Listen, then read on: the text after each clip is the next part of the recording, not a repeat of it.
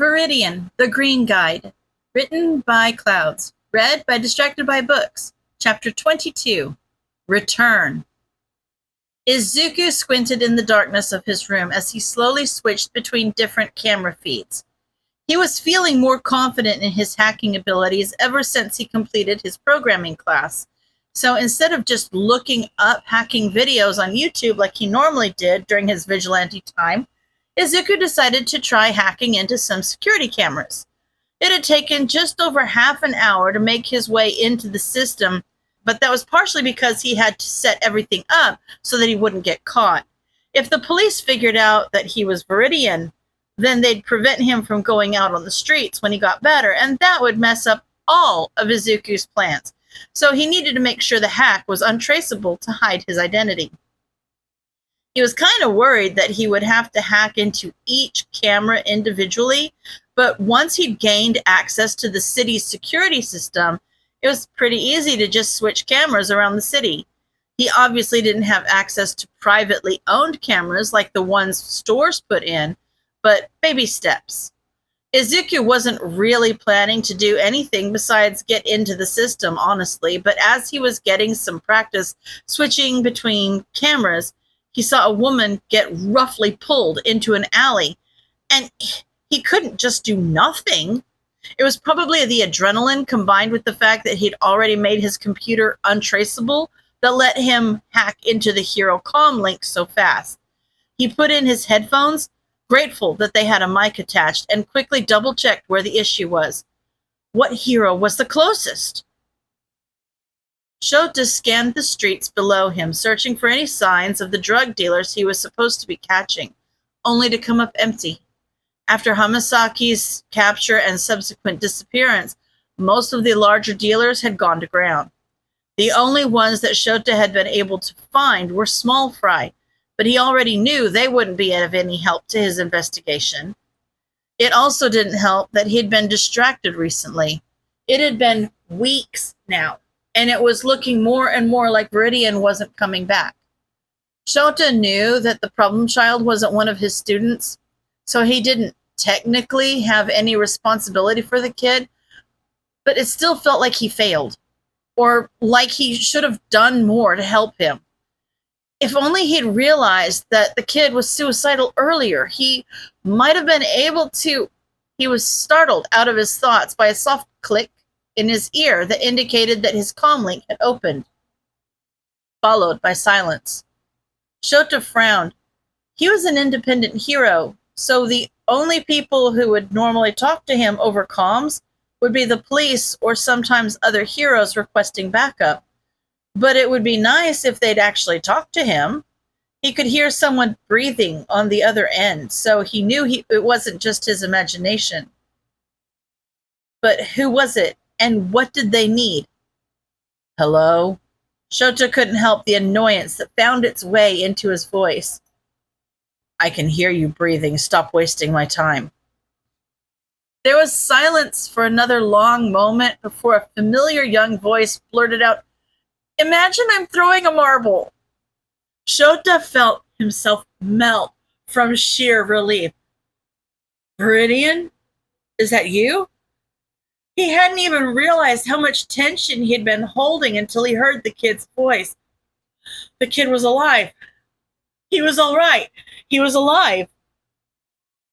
Izuku was trying not to panic. When he decided to hack into the comms, he hadn't thought of what he was going to say. Eraserhead was the closest hero to the alleyway he'd seen, but if Eraser suddenly heard a random voice in his ear, he would freak out and think it was a villain. Izuku wasn't supposed to have access to the comm link.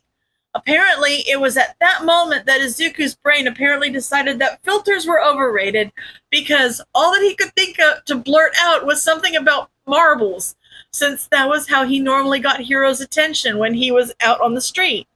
Eraser probably thought he was a complete idiot and was probably really annoyed with him for wasting his time and hacking into the comm link. But at least it had worked, right?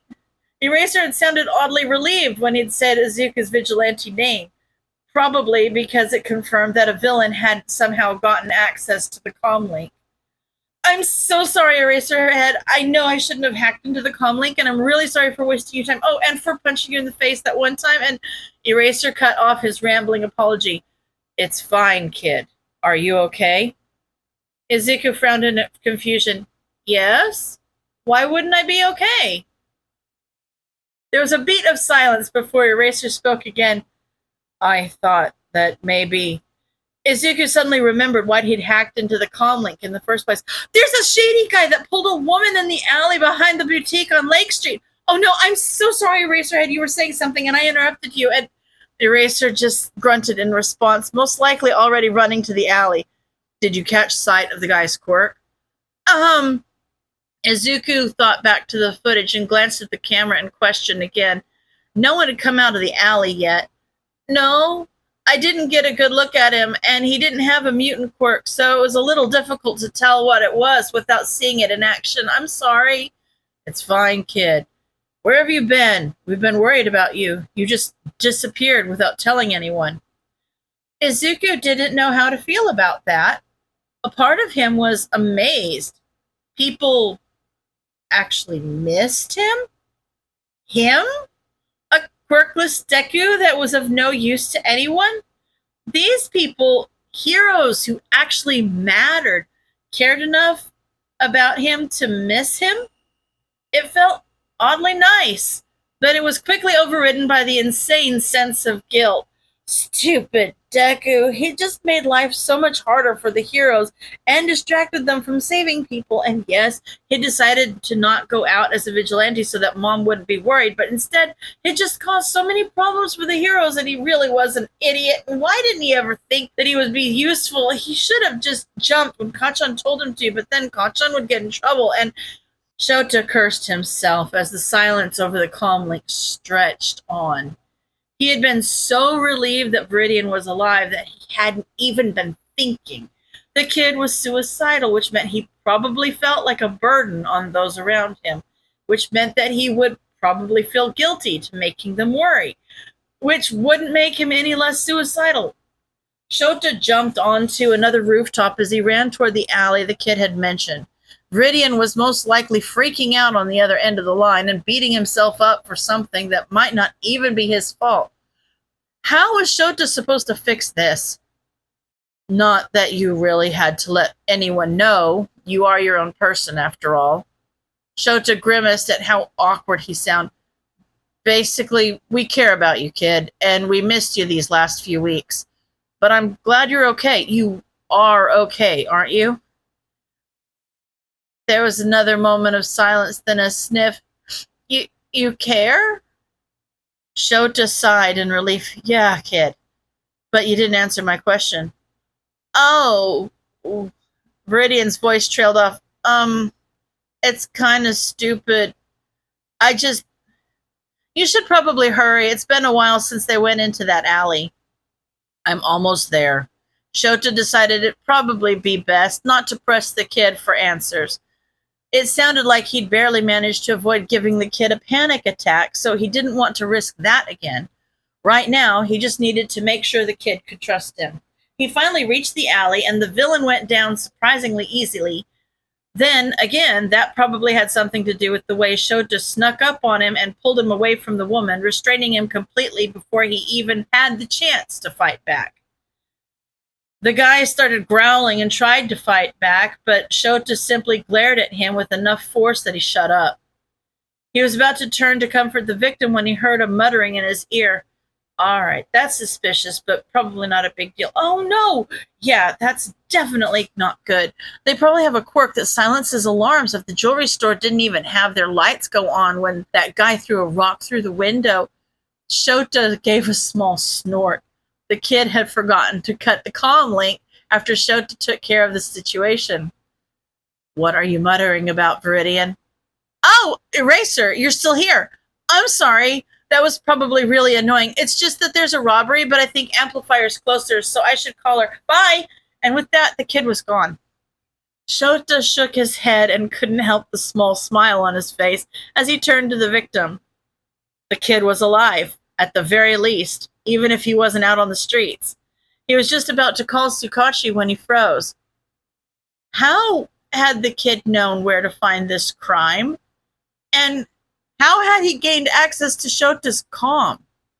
He seemed to have a bird's eye view of the robbery he was sending Amplifier to, so had he somehow managed to hack into the security cameras? He felt a little swell of pride. The kid really was pretty smart, wasn't he? He shook his head fondly as he connected to Tsukashi. Hey, Tsukashi, I've got a villain and victim ready for pickup on Lake Street. Oh, and by the way, Shota couldn't help the huge grin that spread across his face. Viridian's back. End of chapter.